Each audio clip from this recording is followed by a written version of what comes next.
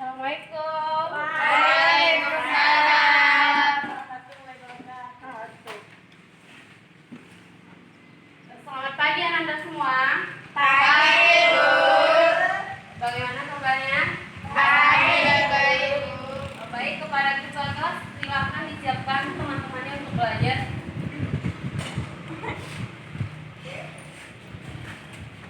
Kepada siswa kelas silakan. Siap, Kak. Hormat, Kak. Tiga, Kak. Beri salam. Assalamualaikum warahmatullahi wabarakatuh. Waalaikumsalam warahmatullahi wabarakatuh. Baik, sebelum kita mulai pelajarannya, silakan perhatikan di bagian bawah kursi dan mejanya apa ada sampah. Kalau ada silakan diambil terlebih dahulu. Aduh.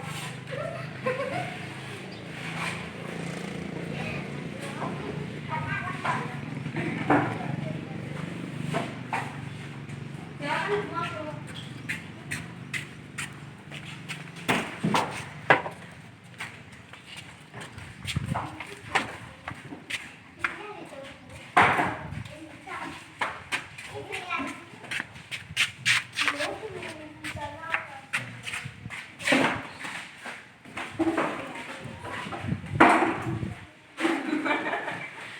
Baik, sudah siap untuk belajar?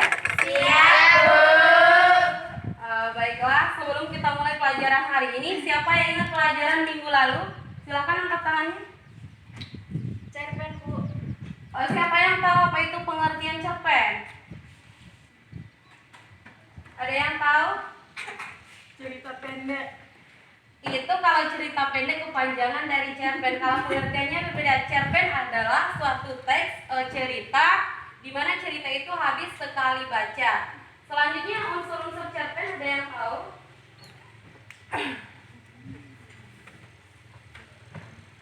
Tidak ada yang tahu? Berarti tidak belajar di rumah. Unsur cerpen itu ada unsur intrinsik dan ekstrinsik, di mana unsur intrinsik itu berasal dari dalam teks dan unsur ekstrinsik itu berasal dari luar teks. Baiklah, untuk hari ini kita akan belajar tentang teks tanggapan. Siapa yang tahu pengertian dari teks tanggapan? Silakan.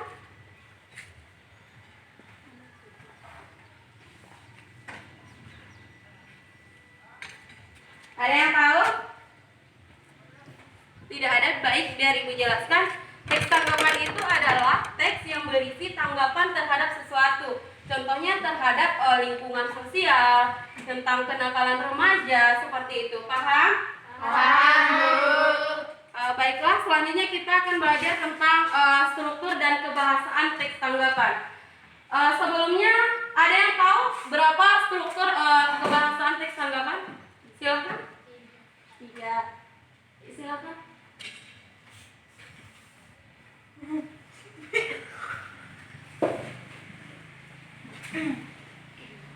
Struktur teks tanggapan ada 3. 1. Evaluasi merupakan bagian pertama dalam teks tanggapan. Bagian evaluasi berisi pernyataan umum tentang apa yang akan disampaikan penulis dalam teks. 2. Deskripsi teks merupakan bagian kedua atau lebih jelasnya adalah bagian isi dalam teks tanggapan. Bagian deskripsi teks ini membuat informasi tentang data-data dan pendapat-pendapat yang mendukung pernyataan atau melemahkan pernyataan. 3. Penegasan ulang merupakan bagian ketiga teks atau lebih jelasnya dalam bagian terakhir teks yang berisi penegasan ulang terhadap apa yang telah dilakukan, apa yang telah diputuskan. Baik, terima kasih. Perhatikan ke depan di sini, Ibu sudah membuatkan media, di mana di media ini terdapat 3 struktur dari teks tanggapan. Yang pertama itu ada evaluasi, di mana seperti yang telah dijelaskan oleh Lana tadi, evaluasi ini merupakan gambaran umum dari suatu teks, di mana evaluasi ini berisi tentang, contohnya apabila teks tanggapan itu tentang ekonomi, maka di bagian evaluasi ini dia akan menjelaskan tentang bagian umum ekonomi itu, apa itu ekonomi, terus bagaimana faktor-faktor yang membuat ekonomi orang menurun atau meningkat, seperti itu. Selanjutnya ada deskripsi teks. Di mana deskripsi teks ini adalah berasal dari kata deskripsi, berarti menggambarkan lebih lanjut. Nah, apabila dievaluasi tadi dia hanya menjelaskan bagian awal, di deskripsi ini dia akan mendeskripsikan, menjelaskan contohnya faktor-faktor pertumbuhan ekonomi, bagaimana perkembangan ekonomi, seperti itu. Paham?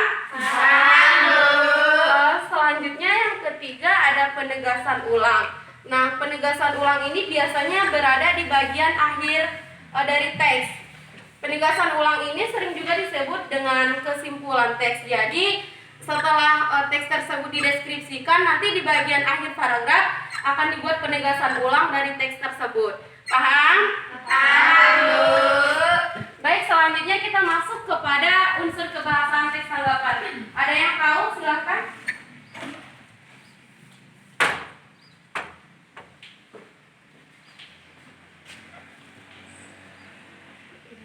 Silakan Anda. Kepada Roma silakan.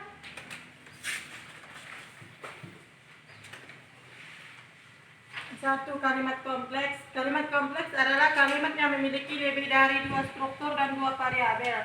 Dua, konjungsi. Konjungsi adalah kata penghubung yang menghubungkan setiap kata dan juga setiap struktur. Tiga, kata rujukan.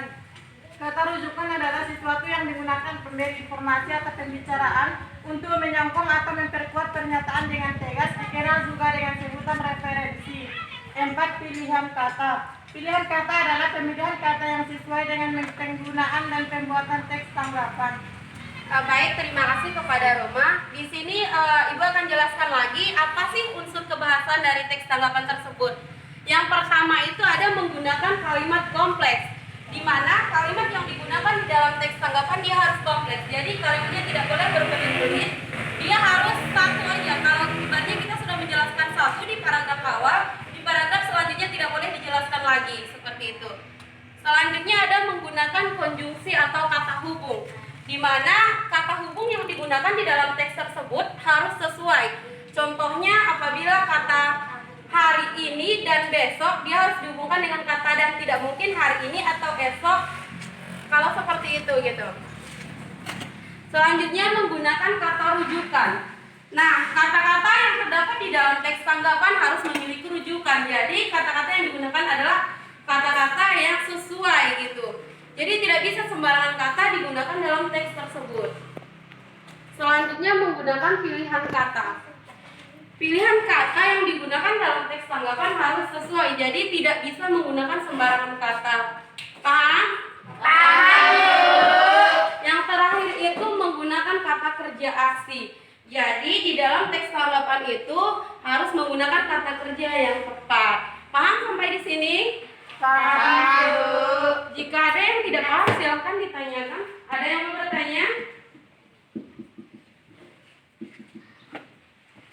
Ada yang mau bertanya silakan. Baik, jika tidak ada kita masuk kepada materi selanjutnya, itu masih tentang teks tanggapan, tapi kita di sini akan belajar memberikan kritikan, memberikan sanggahan dan pujian terhadap teks tanggapan. Tahu itu apa yang siapa yang tahu apa itu memberikan kritikan silakan. Baik, tepat sekali. Di mana mengkritik itu memberikan masukan atau kritikan terhadap suatu teks, namun menggunakan bahasa yang baik. Jadi ibaratnya orang membuat suatu teks tanggapan, namun kita sebagai pembaca bisa mengkritik, mungkin dari unsur kebahasaannya, dari strukturnya, ada yang tidak sesuai seperti itu. Selanjutnya memberikan pujian. Apabila ada suatu teks tanggapan, kita bisa memberikan pujian. Contohnya kepada seseorang menulis teks tanggapan tentang bahaya narkoba.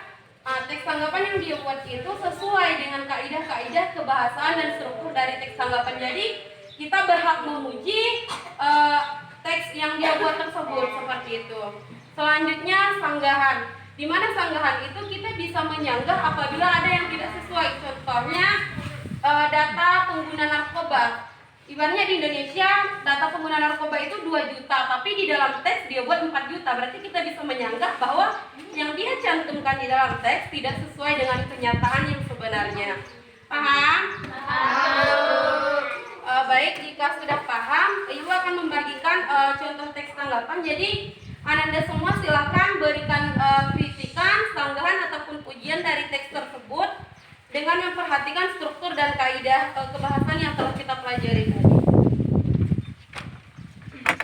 Di sini akan bagi menjadi 3 kelompok. Nanti ini kelompok pertama itu memberikan pujian. Jadi Ananda silakan baca nanti teksnya, kemudian ungkapkan pujian dari teks tersebut. Kelompok 2 silakan berikan sanggahan terhadap teks tersebut, dan kelompok 3 silakan berikan kritikan.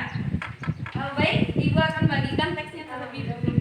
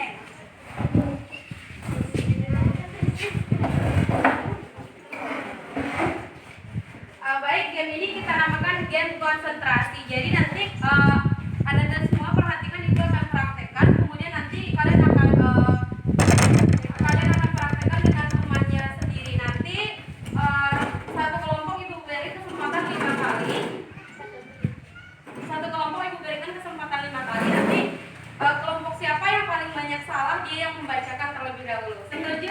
Setuju. Baik. Sekarang kita mulai. Ibu akan ibaratnya kalian nanti bertatapan dengan teman. Jadi tatap temannya mengatakan mata, dia tunjuk mata, mulut, hidung. Tapi nanti dia kan menunjuk asal dia dibilang mata katanya gitu. Jadi kalian harus ngikut apa yang dia bilang mata. Seandainya dia tunjuk mulut, kalian harus tetap tunjuk mata karena yang dia sebut mata. Jadi konsentrasi kepada kata yang dia keluarkan. Paham? Kita coba. Telinga. Salah. Jadi harus konsentrasi, jangan lihat tapi dengarkan gitu. Jadi harus dilihat tapi didengarkan. Kita ulangi lagi. Mulut. Hidung. Kenapa sih? Jadi konsentrasi. Dengarkan gitu. Paham? Paham. Baik, kita mulai dari kelompok 1. Silakan bertatapan dengan temannya. Siapa yang mau memberikan aba-aba?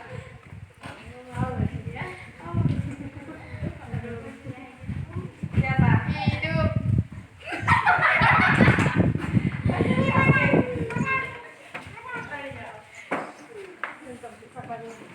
Silakan ulangi. Telinga. Mata. Bibir.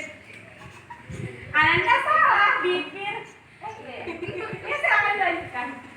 Hidung. Tidak seperti itu. Ananda kalau menjelaskan bibir jangan pegang bibir, nanti dia ngikut pegang bibir. Jadi nggak ada kesalahan nanti. Telinga. Mata. Bibir. Hidung.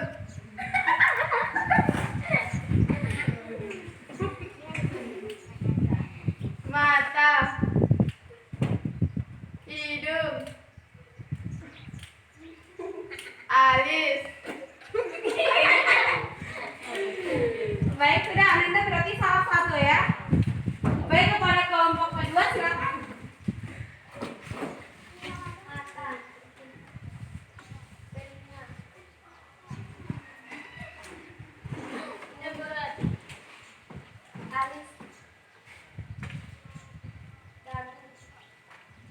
Ananda salah. Berarti salah satu. Ulang lagi. Salah lagi. Salah. Berarti salah satu. Baik, kepada kelompok ketiga. Silakan. Salah.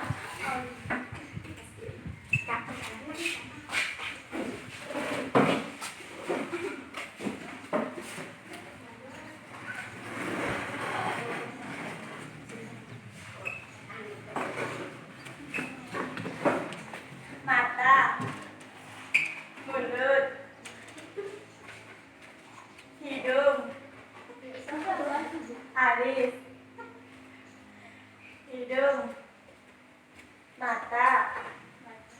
Dagu.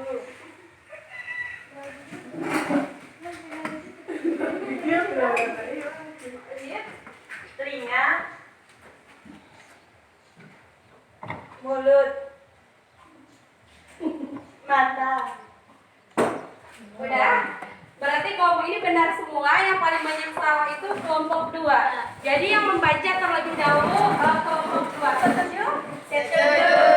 Baik, kepada kelompok 2 silakan maju ke depan. Bacakan hasil dari diskusi. Ya.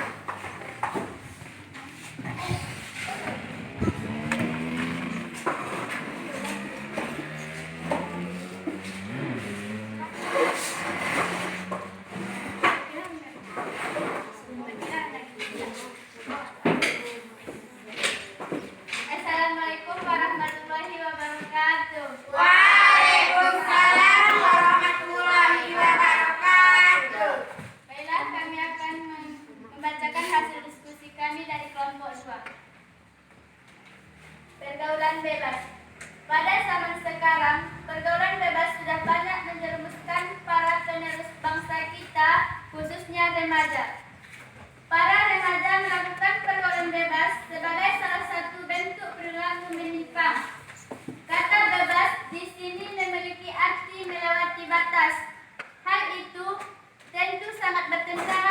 norma yang berlaku di negara timur seperti di Indonesia ini. Pergaulan bebas bisa memberikan dampak yang bersifat negatif. Misalnya melakukan pelanggaran hukum seperti mabuk-mabukan, mengkonsumsi narkoba, dan hubungan seks bebas. Selain itu, pergaulan bebas juga mampu memberikan banyak dampak positif.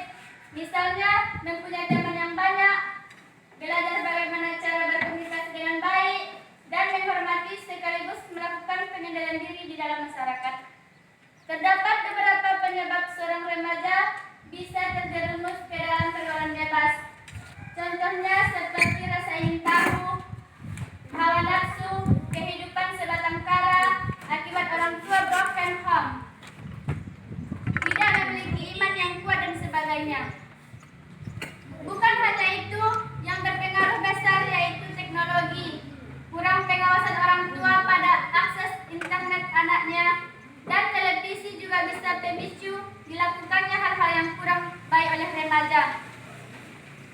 Dalam hal ini, orang tua sangat diharapkan memberi pengawasan lebih banyak anaknya agar tidak terpengaruh ke dalam pergaulan bebas. Caranya yaitu dengan memanfaatkan internet dengan baik dan memilihkan anak-anak dengan tontonan televisi yang baik serta mendidik.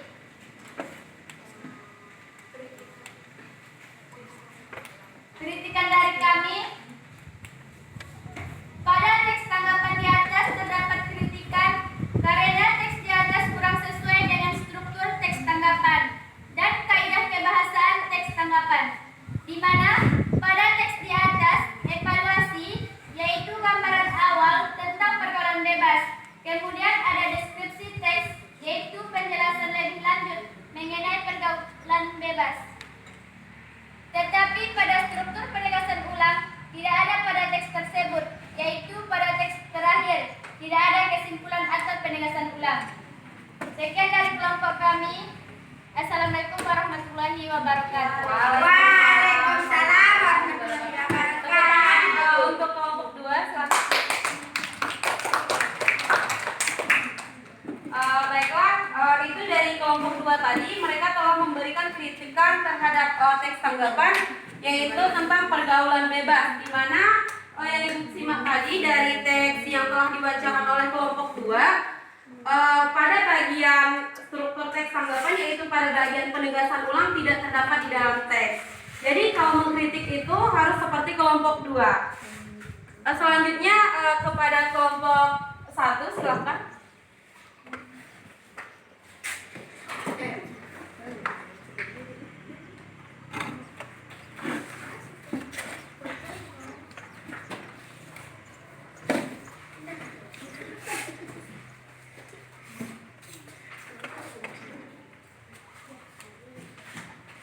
Ujian nasional online perlu atau tidak? Isu ujian online sudah semakin marak. Ada salah satu Puspedik Kemendikbud menyatakan bahwa ujian nasional online telah direncanakan oleh Kementerian Pendidikan dan Kebudayaan bagi siswa. Katanya ujian online nasional akan dilaksanakan pada tahun 2015, tetapi tidak tahu benar-benar atau tidak. Manfaat teknologi dan informasi tentang pelaksanaan ujian nasional online ini untuk mencegah terjadinya pemborosan penggunaan kertas, keamanan, kebocoran soal, mempercepat proses pengajaran, koreksi lebih mudah, tidak perlu mencetak soal, tidak perlu mengirim soal sampai terlambat ke pulau-pulau dan menghemat anggaran negara. Dampak positif dari ujian nasional online adalah dapat mengetahui nilai dengan sangat cepat, mengurangi adanya kecurangan, kemurnian hasil, menghematkan anggaran ujian nasional, dan sebagainya. Sedangkan dampak negatifnya adalah terjadinya jaringan listrik dan koneksi internetnya terputus. Kurang ketersediaan fasilitas seperti laptop dan sebagainya. Penyulitan siswa yang harus mengikuti ujian nasional online karena sakit, membutuhkan banyak tenaga kerja dan sebagainya. Kita dapat menyimpulkan bahwa ujian nasional online ini baru itu saja, sehingga kita harus berlatih untuk menghadapi ujian nasional online. Dari dampak positif maupun dampak negatif ternyata lebih banyak dampak negatif daripada positifnya. Dari ujian nasional online tidak perlu banyak siswa yang belum siap menjalani ujian nasional online ini, sehingga pemerintah dapat memikirkan kembali tentang ujian nasional online ini dan dapat memberikan kebijaksanaan yang baik bagi kita semua. Ujian. Teks tanggapan di atas sudah sangat sesuai dengan struktur teks tanggapan, yaitu adanya evaluasi atau bagian awal, di mana pada paragraf pertama sudah diuraikan gambaran atau awal tentang ujian nasional online. Dan pada paragraf berikutnya mereka merupakan deskripsi teks, yaitu pada bagian ini menjelaskan secara rinci tentang perlu atau tidaknya ujian nasional online, dan adanya penegasan ulang pada bagian terakhir, yaitu berupa kesimpulan dan kaidah kebahasaan yang ada pada teks sudah sesuai dengan kaidah kebahasaan teks tanggapan. Sudah? Baik, itulah pujian terhadap teks tanggapan dari kelompok 1, di mana kelompok 1 itu membahas tentang ujian online perlu atau tidak dilaksanakan. Nah, dari yang Ibu dengar tadi, kelompok 1 itu memberikan pujian terhadap teks tanggapan tersebut karena teks tanggapan tersebut telah sesuai dengan struktur teks tanggapan dan kaidah kebahasaan yang ada dalam teks tanggapan. Baik, selanjutnya kepada kelompok terakhir, silakan.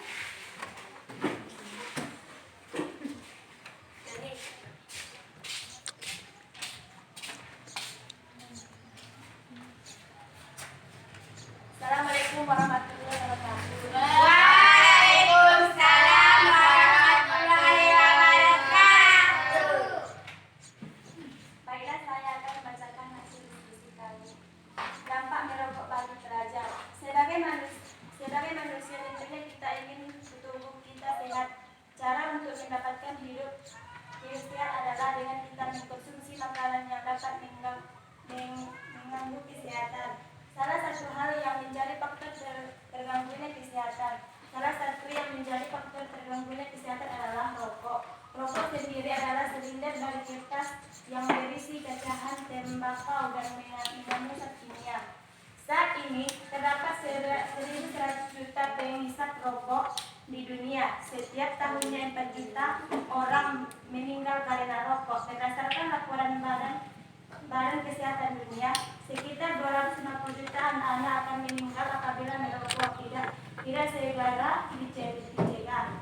Di Indonesia sudah banyak pelajar yang sejatinya tergolong anak-anak sudah merokok. Berdasarkan wawancara yang dilakukan terhadap pandangan pada rokok, siswa beranggapan bahwa dengan merokok siswa akan terlihat lebih keren dan dewasa. Selain itu, siswa juga beranggapan bahwa dengan merokok siswa akan terlihat mudah mendapat teman bergaul.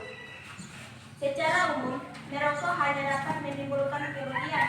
Banyak orang yang meninggal dalam menderita penyakit kronis karena mengkonsumsi rokok. Oleh karena itu, perlu ditumbuhkan kesehatan bagi pelajar dan masyarakat lainnya terhadap bahaya merokok. Orang tua sangat berperan penting dalam mengawasi pergaulan anak agar tidak terjerumus dalam pergaulan yang salah.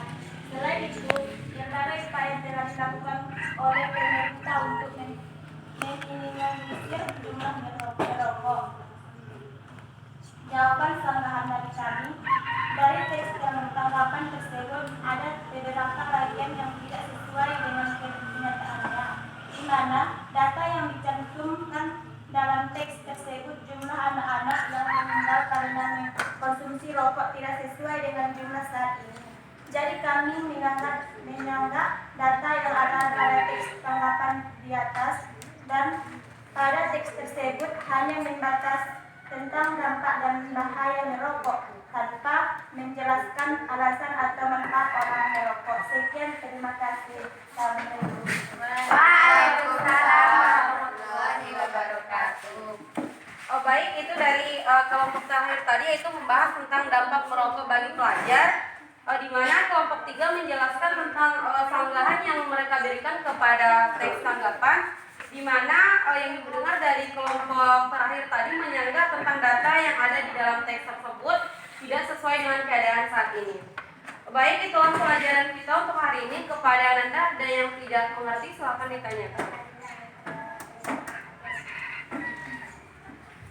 Jika tidak ada yang bisa memberikan kesimpulan dari pembelajaran kita hari ini, silakan.